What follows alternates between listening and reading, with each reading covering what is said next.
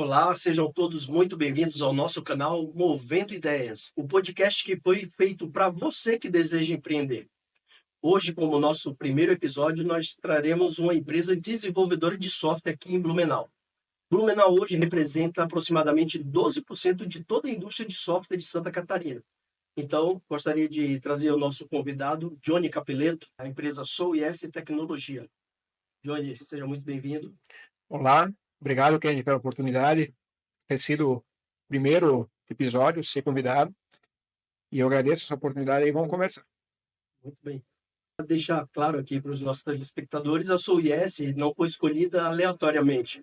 A SouYes fez parte da minha trajetória pessoal.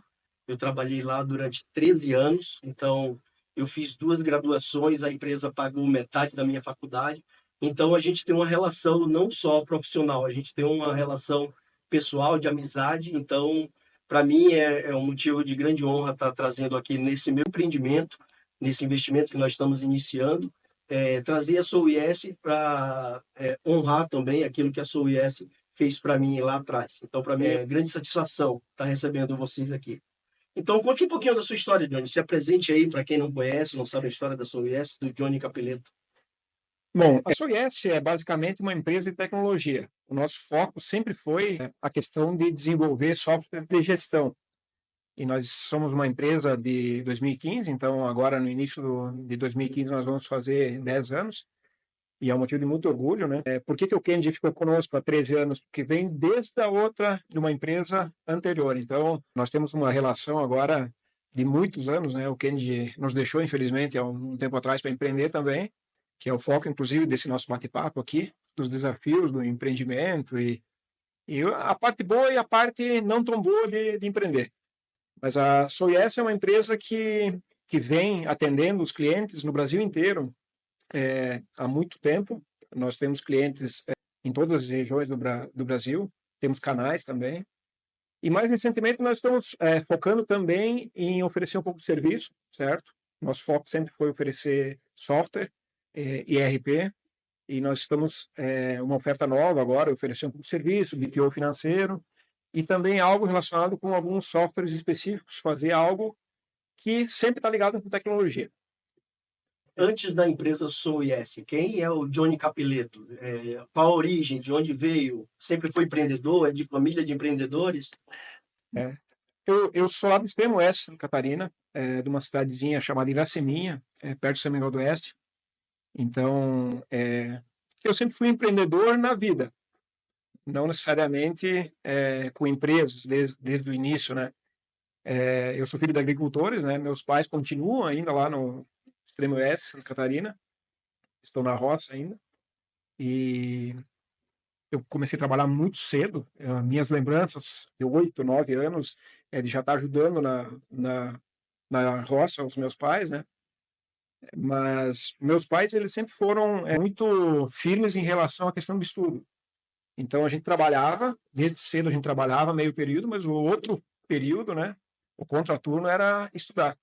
Então meus pais sempre colocaram como era importante isso daí. E depois, quando eu terminei o ensino fundamental, fui fazer o segundo grau já em uma outra cidade, então já saí de casa com 14 para 15 anos, já saí de casa. E nessa outra cidade eu fiz o segundo grau e depois, mais tarde, teve a questão do vestibular e tal, e eu acabei prestando vestibular para a tecnologia. E por que Blumenau? Blumenau, na época, em meados da década de 90, a questão de faculdades de ciência e computação, que era na época, não era tão comum. Então, nós tínhamos algumas faculdades aqui em Santa Catarina que tinham isso daí. Eu fiz vestibular para Frederico Westphalen, que é uma cidade do Rio Grande do Sul, mas é perto lá da região. E fiz vestibular também para UFSC e para Blumenau. E eu cheguei a fazer a matrícula lá para Frederico Westphalen. E depois saiu o resultado de Blumenau e eu acabei, vamos para Blumenau. E depois se mostrou um acerto, porque a gente tinha pouca informação na época. E eu acabei caindo dentro de um caldeirão de tecnologia, que Blumenau sempre foi desde a década de 60, sempre teve a questão de birô de serviços. O foco do processamento de dados no Brasil foi em Blumenau. Então, no final das contas, eu acabei tendo essa sorte de cair numa cidade que era um foco em questão de informática e computação. E Blumenau, quando foi assim que você estava já fazendo faculdade? Quando foi assim que deu estalo, disse, cara, eu preciso empreender nessa área? Teve algum momento, ou você sempre já veio com isso na cabeça, de, não, vou aprender, vou fazer a faculdade, depois vou criar algo nesse sentido? O intuito com a faculdade era voltar, inclusive, lá para minha terra. As coisas vão acontecendo de uma forma que não são tão controladas, né? A gente planeja as coisas, mas elas não vão acontecendo de acordo com aquilo que a gente imagina. E eu sempre fui um técnico. Época de segundo grau, em faculdade, eu era bom em cálculos, matemática e tal. E eu nunca tive a intenção de me tornar gestor, inclusive gestor de pessoas, líder de pessoas, né? Mas as coisas elas vão acontecendo, então a pessoa que é empreendedora não necessariamente ela precisa ter um negócio, ela tem que ser empreendedora da vida, né? Influenciar pessoas e depois eu fui me descobrindo nessa questão de liderança e criar um negócio. Não adianta apenas ter uma boa ideia e ter um bom produto, tem muito mais do que isso daí, né? E voltando agora para a SOIS, qual foi a maior dificuldade que você encontrou assim, que você acha que não é particular da SOIS? É um problema, uma situação que você acha que todo mundo do setor enfrenta? Você acha que é generalizado assim? Qual que é a maior dificuldade? Eu creio que o grande problema que nós temos, e não só no segmento de software e tecnologia, é a questão de mão de obra especializada, certo?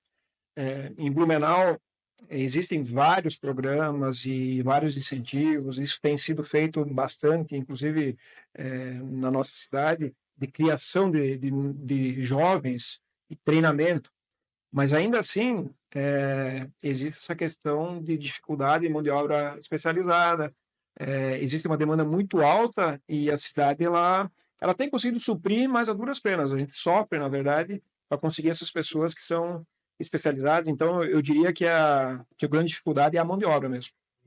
Isso aí é generalizado, você acha que todo mundo passa pelo mesmo? E não só em Blumenau.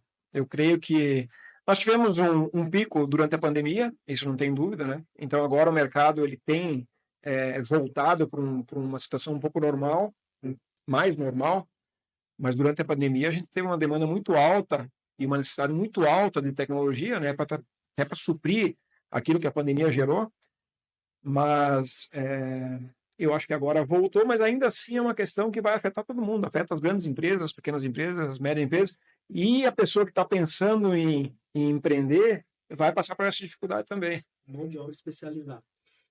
Como você bem citou ali, a pandemia, nós tínhamos uma realidade antes dela, e aí a pandemia pegou todo mundo de surpresa e precisamos nos reinventar em meio à pandemia. Empresas que tinham sua modelagem totalmente presencial precisaram migrar para um ambiente virtual, que era trabalho home office, trabalho remoto. Muitos se adaptaram e muitos ficaram pelo meio de caminho. Muitos aderiram a essa cultura e muitos não conseguiram aderir. Hoje tem um novo normal. As pessoas, algumas empresas trabalham híbrido e tal, mas nós temos visto uma grande resistência de muitas empresas em ter um ambiente 100% home office, porque não tem a mesma entrega, não tem o mesmo comprometimento. Muitas têm passado por isso. E eu tenho conversado com algumas pessoas do setor durante esse tempo que eu trabalhei, criei muitos amigos em várias empresas e todo mundo fala da mesma coisa. Cara, não é a mesma coisa o home office com o presencial. Qual que é a visão da SOIS e como a SOIS tem lidado com essa mudança, com o novo normal de home office e de tempo integral? Bom, quando aconteceu o início da pandemia, em 2020, a gente conseguiu se adaptar rapidamente, né? Então, nós tivemos a facilidade da questão tecnológica, né? E então a gente conseguiu se adaptar rapidamente. Naquela mesma semana, estava todo mundo trabalhando e ok. Quando foi voltando ao normal, o nosso foco foi trazer as pessoas de volta. Eu, particularmente, eu gosto muito ainda do olho no olho, de rabiscar, de anotar no quadro, de apontar com o dedo, entendeu? Então, hoje em dia, o nosso time está totalmente presencial. Não que não possa fazer contratações de outras cidades e tal, mas a gente gosta, porque é uma cultura nossa de conversar e trocar ideias, olho no olho. A impressão que eu tenho é que funciona melhor. Mas nós temos empresas, vários exemplos, na verdade, que trabalham 100% remoto e funciona direito também. É uma questão de montar um fluxo e definir formas de comunicação, vai funcionar. Isso varia muito assim da própria política da empresa, que a gente tem um exemplo do Elon Musk ali, que ele voltou dizendo assim, ó, quem não quer voltar, manda para a rua e para ele não funciona home office. E é um cara de tecnologia de vários segmentos. É da cultura da própria empresa isso, ou você acha que há certas dificuldades mesmo que no home office não consegue suprir? Eu diria que isso daí tem a ver com a cultura da empresa e, no final das contas, é as lideranças que definem como que vai ser. A forma como a liderança pensa. Dizer que não funciona remotamente, não dá para dizer, porque tem muitas empresas que estão fazendo assim. Mas as grandes empresas, a gente vê as grandes empresas, os grandes players do mercado, têm incentivado, né, encorajado o pessoal a voltar. No nosso caso, eu não saberia dizer porque a gente já está de volta e já tem funcionado e a gente voltou ao normal. Mas talvez essas empresas elas ficam preocupadas com a produtividade e tal, mas existem ferramentas para medir isso daí. E você imagina numa grande cidade o tempo que as pessoas ficam em trânsito e tal. Blumenau é uma cidade com relativa tranquilidade no trânsito, por mais que a gente fique às vezes, sei lá, meia hora, uma hora no trânsito para ir, mas eu tenho a impressão que talvez as pessoas se sintam mais confortáveis e produtivas pelo fato de não perder esse tempo no trânsito, né? Sentido. Falando agora de SouYes, qual foi o principal desafio no desenvolvimento do seu software e como foi que você superou ele? Um software ERP ele é muito amplo. Então, se você se propõe a fazer um software de gestão para uma empresa, a amplitude desse software acaba se tornando um desafio. Então, e ERP é commodity hoje em dia, então a gente tem que sempre estar focando em trazer novidades para os nossos clientes, trazer tecnologia, tem que estar sempre ligado nas tendências que vêm acontecendo, porque as ofertas elas são muitas, na verdade. Então, o desafio é você conseguir cobrir essa amplitude toda do software de uma forma que o cliente se sinta confortável em ter continuidade, né? Porque as grandes empresas também têm um problema. Quando vai trocar de sistema, também é um sofrimento. Então, elas querem ter confiança. Então, o que a gente procura passar é que nós vamos ter um relacionamento próximo. Então, eu gosto desse relacionamento com os canais, com os clientes. Eu tenho um monte de clientes que têm o meu contato. Eu não tenho um telefone comercial, meu telefone é um único, então as pessoas elas podem me encontrar a qualquer hora. E com como você citou ali, as tecnologias elas vêm a cada dia, estão se atualizando, se aprimorando muito rápido. Como é que você, dentro do mercado, você se aprimora e acompanha esse desenvolvimento para que você continue competitivo e que você continue se atualizando dentro do mercado? A pessoa ela tem que ficar acompanhando as tendências, certo? Então, nos últimos anos, a gente vê que teve uma evolução muito grande na questão financeira, Pix, essas questões todas de Open Finance. Então, você tem que estar sempre atualizado nessas questões. Quando se fala em inteligência artificial, por exemplo, isso já não é mais futuro, a gente tem que ter algo relacionado com isso daí. Então, e é uma questão que vai estar cada dia mais presente na nossa vida, inclusive, né? Você vê que nós estamos agora em outubro de 2024. Recentemente, agora, esse mesmo mês, a Microsoft liberou um código aberto de um framework para permitir que a gente rode modelos de inteligência artificial em processadores muito menores do que se exigia até agora. Então, a tendência é que, a partir de agora, a gente consiga rodar esses modelos de inteligência artificial de uma forma privada, né? Que não esteja na nuvem, ou seja, quem tem esse receio de estar sendo um treinador de inteligência artificial, que a gente acaba sendo, né? Porque essas empresas elas estão sendo treinadas com o teu comportamento. Então, nós vamos conseguir rodar esses modelos de inteligência artificial cada vez mais barato, com consumo de energia menor, com menos memória. Então, nós vamos ver isso daí logo, logo, conseguir fazer coisas bem interessantes com pouco investimento, porque até hoje em dia a gente precisa rodar isso daqui e a capacidade computacional que precisa é muito grande. Então, essa é uma questão que eu vejo que vai ser o foco daqui para frente, essa questão de conseguir trazer para a ponta a inteligência artificial.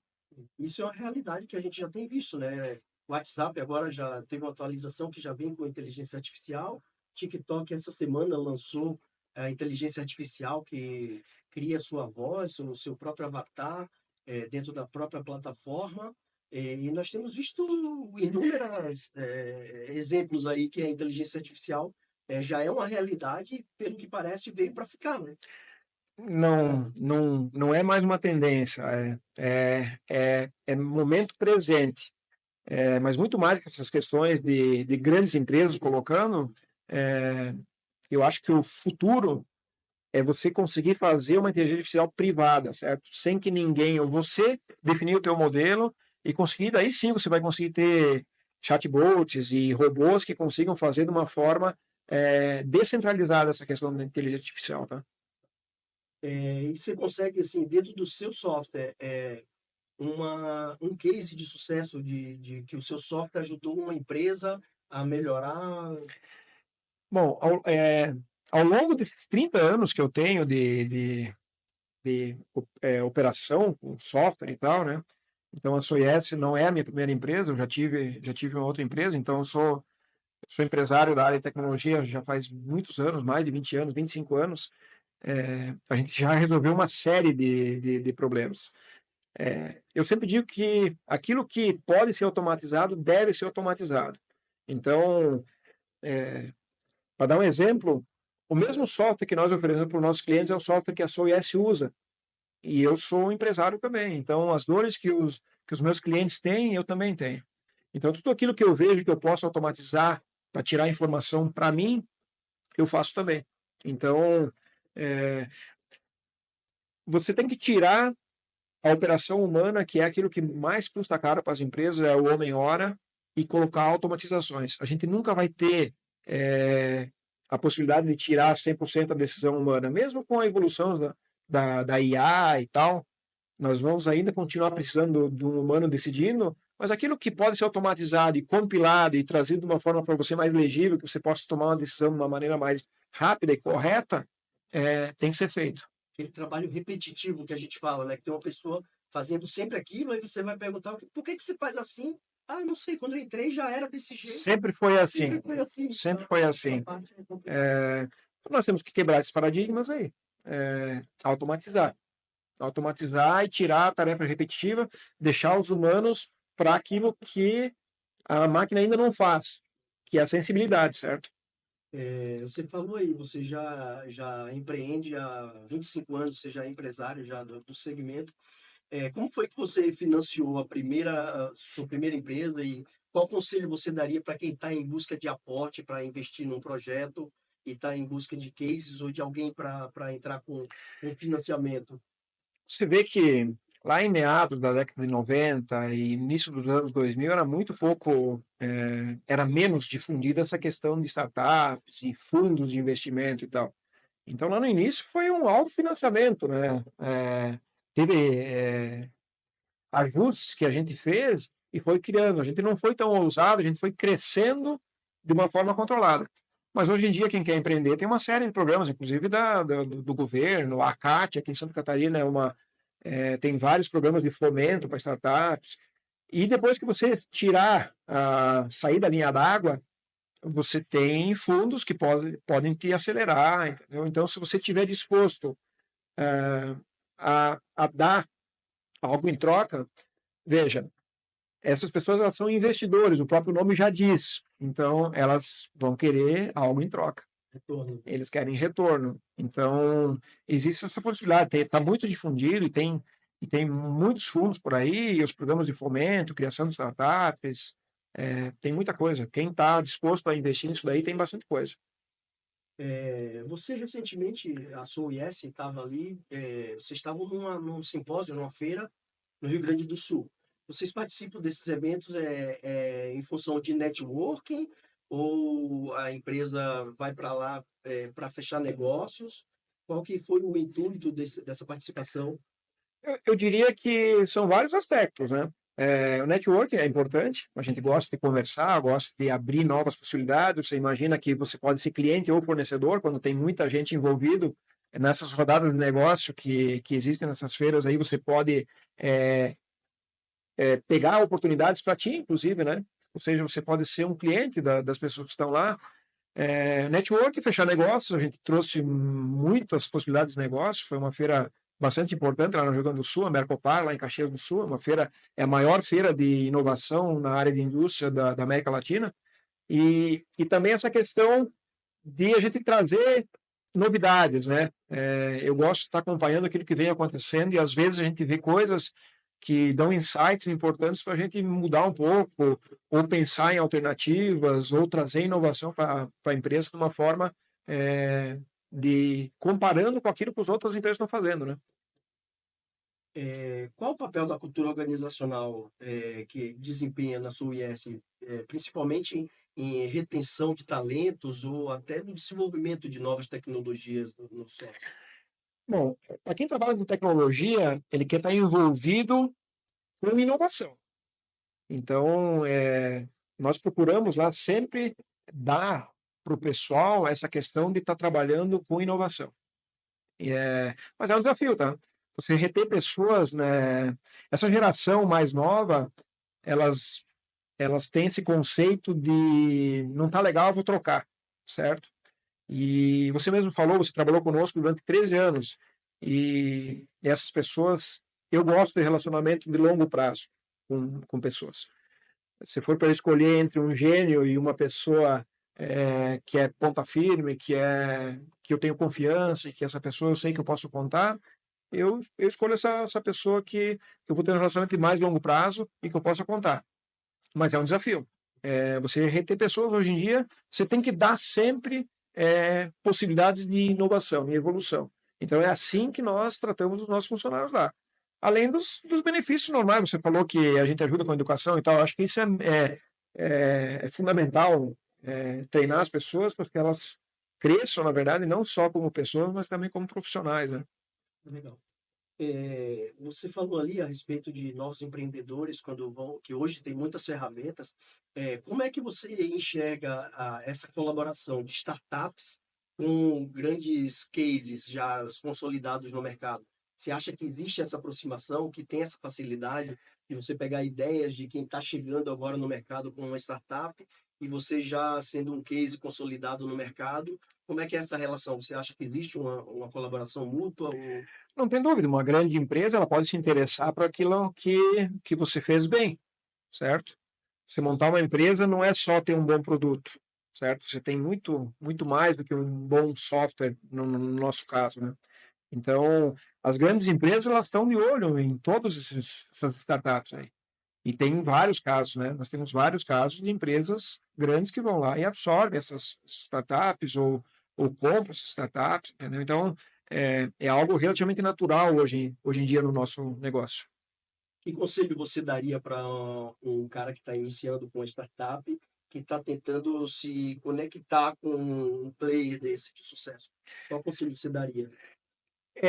Ir para dentro do ambiente de startups. Tem uma série de programas que fazem esse fomento aí. Então, procurar a CAT, que é a empresa que é relacionada à tecnologia aqui em Santa Catarina, e se envolver nesse meio, que aí é que vão estar as conexões, tá? Quais lições valiosas você teve assim com erros ou com dificuldades lá atrás que você olha assim e diz, cara, não, isso aqui foi bom e como foi que você se moldou para que isso não voltasse a acontecer ou para ter uma abordagem atual diferente daquela que você teve lá atrás? Eu diria que a gente tem que se cercar de pessoas otimistas, certo? Ter ao seu lado sempre pessoas que dizem dá para fazer. Se você tiver muitas pessoas que estão ao teu redor que isso é impossível ou é difícil e tal, eu acho que isso daí afeta bastante. Então, uma boa ideia ela não vale muita coisa. Então você precisa ter uma boa ideia e depois fazer uma execução. E para fazer uma execução você precisa de pessoas. E para ter uma boa execução você precisa ter um pouco de inconsequência, inclusive. Porque se a pessoa ou ela é pessimista ou ela é muito realista, não corre muito risco, muito provavelmente você não vai conseguir sair do papel. Porque existe uma boa dose de risco a pessoa empreender. Você imagina que quando você tem uma empresa, você não está mais correndo apenas o risco da tua família. Você tem algumas famílias, e no nosso caso, nós temos algumas famílias que dependem do sucesso da empresa. E essas pessoas, elas estão cientes e por isso que elas se esforçam tanto em fazer com que as coisas dão certo, porque elas sabem que elas vão ser premiadas com isso daí, com o sucesso da empresa. E falando assim em sucessão, você é casado, tem filhas, como é que você prepara, como é que você já pensa numa transição futura que você vê dentro de casa, assim, vai dar sequência ou como é que você vê essa questão? Eu tenho duas filhas, elas não têm interesse por essa área, eu acho que elas viram o pai dela sofrendo muito nos primeiros anos, né? Hoje em dia, uma das culturas da empresa lá é que a gente tem que trabalhar, mas se divertir também.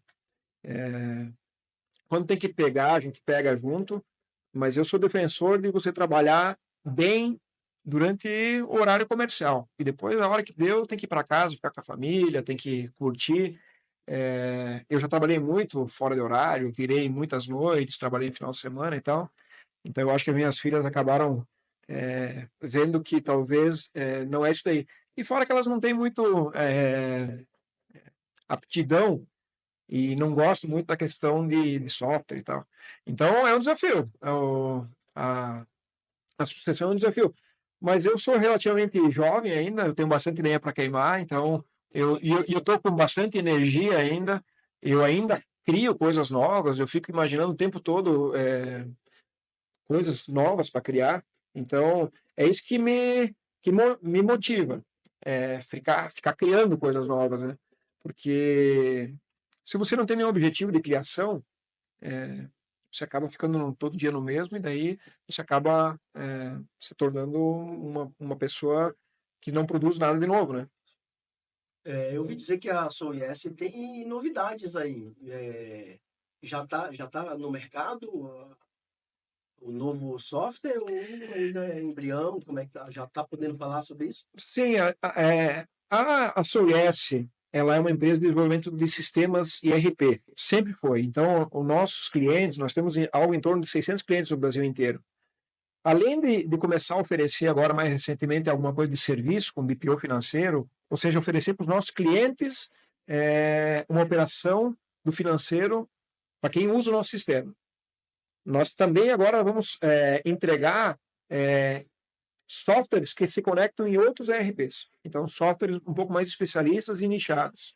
Então, nós temos toda uma questão agora de fazer um mecanismo de criar um software que se conecte em outros ERPs a partir de APIs e tal, para a gente conseguir um pouquinho mais de pulverização do nosso sistema, né? Como você falou ali que o desafio de fazer uma transição pensando numa geração futura que irá assumir a sua UIS, para as pessoas que hoje estão botando na cabeça assim, não, eu quero virar um empreendedor, pretendo desenvolver alguma coisa aqui, entrar na área de tecnologia. Que conselho você daria para esses caras que estão agora acordando hoje, dizendo assim, cara, eu vou desenvolver alguma coisa, eu vou empreender nesse segmento? Persistência e não desistir, porque as dificuldades elas são muitas, né? Empreender no Brasil já não é fácil, porque existem várias dificuldades, né? Você paga uma carga tributária muito alta, Então, o que eu digo, se cerque de pessoas positivas, que vão te dar força, invista nessas pessoas aqui, seja persistente. E não foque apenas em produto, certo? Tem muito mais para uma empresa ter sucesso do que simplesmente ter um produto de qualidade. E uma questão importante, né? Uma ideia, ela vale muito pouco. Então, pode ser a melhor ideia do mundo. Se ela não sair do papel, se não tiver execução e não tiver uma execução é, bem feita. E depois, logicamente, o pessoal precisa saber que essa execução bem feita existe. Então, tem que investir muito em marketing, em comercial. Existem várias estratégias hoje em dia para a gente chegar no mercado. A internet é uma delas, né? Mas um software bem feito também, que ninguém conhece, também não serve para nada. Que a divulgação é fundamental, né? E hoje a gente tem visto ferramentas aí, a própria internet, eu acho que hoje é o maior mercado que você pode se apresentar, né? Como é que as pessoas conseguem encontrar a Sou Yes? Qual que é a melhor forma de encontrar a Sou Yes dentro do mercado? Nós temos as nossas redes sociais, né? Então, Sou Yes Tecnologia e também o nosso site, www.sou.yes.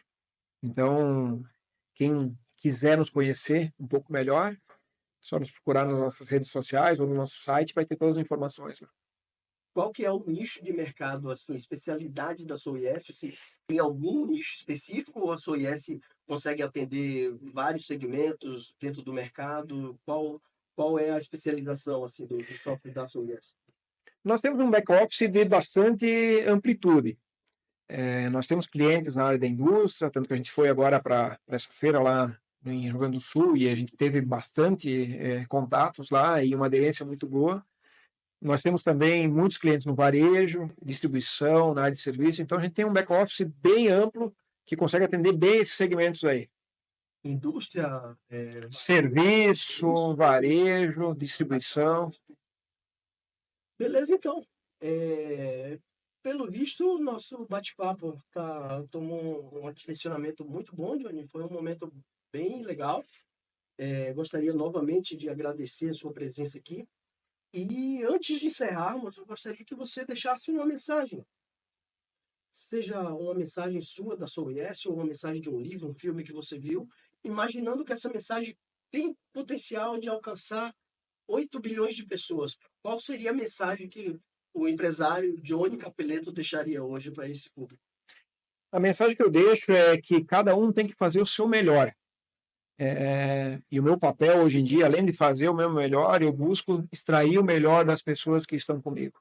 Então, a pessoa ela pode não ter sucesso na primeira empreitada, pode fazer uma segunda tentativa, uma terceira, mas a pessoa ela tem que dar o melhor, não só como empreendedor de empresa, mas como empreendedor da vida dela também.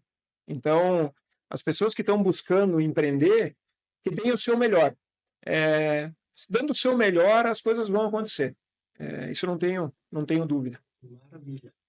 Bem, pessoal, chegamos ao final do nosso primeiro episódio do Movendo Ideias, o podcast que foi feito para você que deseja empreender. Trouxemos hoje aqui um episódio com a Sou.is Tecnologia e Sistemas, uma empresa desenvolvedora de software de Blumenau. Nosso amigo Johnny Capeleto aqui representando a Sou.is. Muito obrigado por esta oportunidade. E você, se gostou desse conteúdo, já aproveita, se inscreve no nosso canal, clica aí no botãozinho aí, ativa as notificações para você estar ciente de tudo o que acontece aqui no nosso canal. Aguardamos vocês até o próximo episódio.